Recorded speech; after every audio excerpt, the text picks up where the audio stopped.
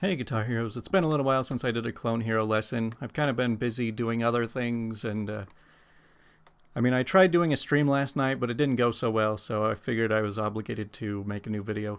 So I've been kind of having a hard time thinking of more things to do lessons on because I've talked about almost everything I can think of regarding Clone Hero lessons, but in my last video in the Q&A I talked about transitions and how learning to transition is one of the most important skills that you can have. So, one of the best things about Clone Hero or rhythm games in general is it teaches you to recognize things and go by muscle memory. But in order to gain muscle memory, you have to know what you're doing.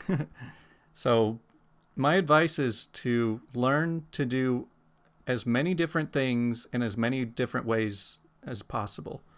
So like you want to be really flexible. Like remember,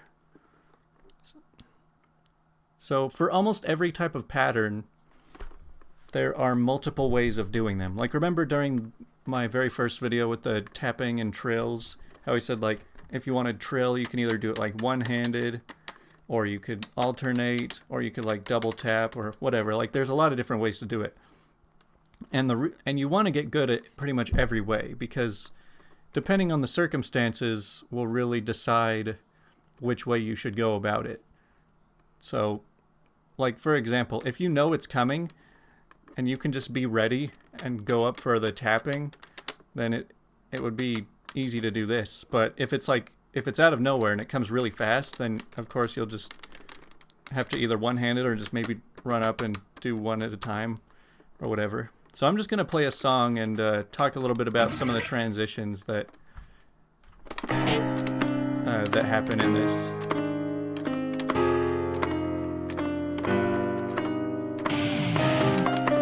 So there's a lot of tapping patterns in this. I don't know if you guys remember when I was looking over my playlist and I was talking about the tap note set list. This song was on that tap note set list. The song is called Dystopia.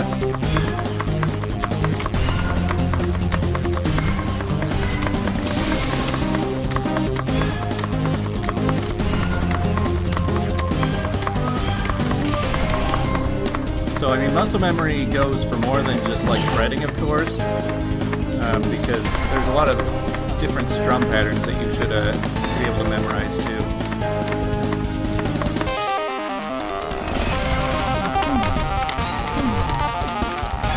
Okay, so like for all of this, so far everything I just did in this tapping part, like I could one hand for a lot of it, but I could also like take my other hand and make it simpler. So when it comes to like double tapping, like when it comes to like tapping really crazy solo parts like this, you gotta really break it down and figure out what's the whole purpose of tapping. So tapping is just when your one hand can't handle pushing buttons fast enough, so you have to use both hands in order to hit buttons fast, which means you have to designate some buttons you're going to hit with this hand and some that you're going to hit with this hand, and coordinating them to do the right thing is what makes tapping so difficult for the most part. A lot of people are scared of tapping because it means they're taking their hand off the strum bar. And if you're doing like hammer-ons, then you're going to need to learn how to strum with your elbow. And that's another thing I was talking about, being flexible.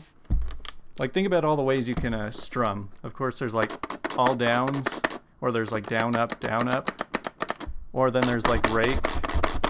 I found out that some guitars aren't very great at raking. Raking is where you can kind of just like flick it and then it'll register as 2.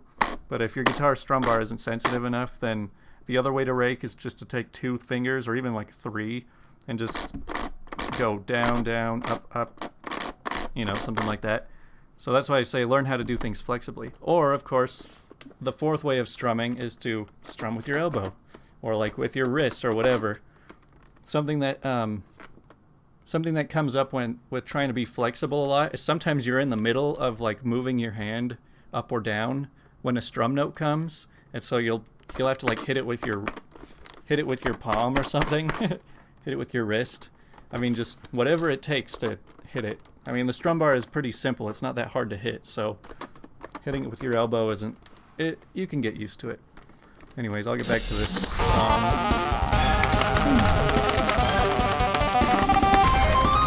And so yeah, another part about being flexible is being able to just move your hand up and down from the strum bar on the tapping.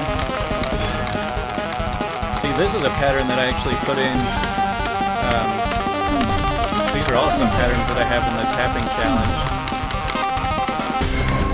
So when you play them a lot in the tapping challenge, it gets your muscle memory down, so that when you see it coming, you know immediately to jump up and just do what you're supposed to do. That's why the tapping challenges can be so useful.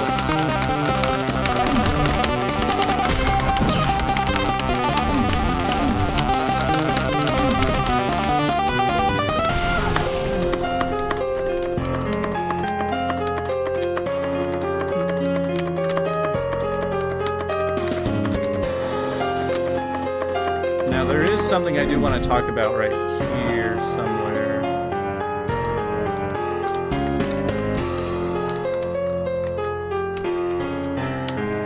Oh well. I'll talk about it in the next song because I know it's there. So that song was called Dystopia or something. The next one is, I'm gonna be looking at a section in the song called Lunar Luminance. Alright, so when it comes to transition... Alright, so if you're brand new to tapping and this shows up and you haven't practiced this pattern before, you're just going to be completely thrown off. Maybe you'll be like trying to one-hand it, or you know, you'll like try and hit all the tapping with one hand. But if you're familiar with it, it's really easy to just jump up and, you know, hit orange, blue, yellow, red.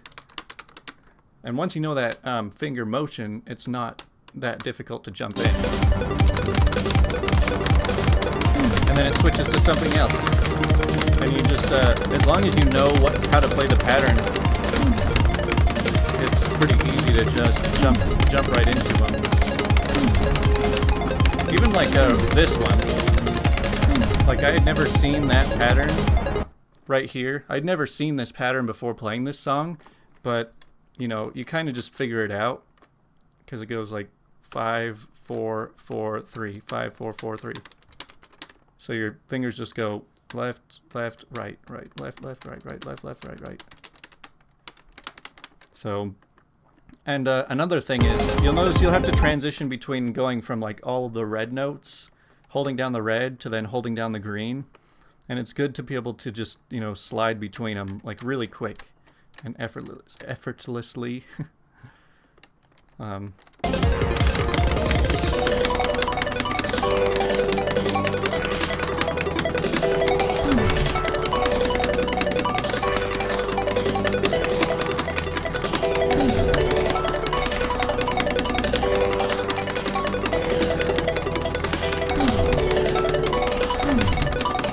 So like, even though this is probably well over like 20 or 25 notes per second, it's still not too bad.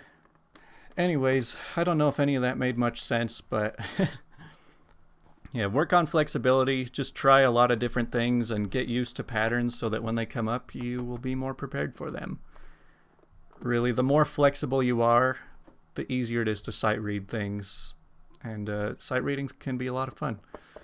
So, I've got a bunch of video ideas. Unfortunately, a lot of them would likely get the video blocked from copyright, so I'll have to find some different ideas. But anyways, thanks for watching.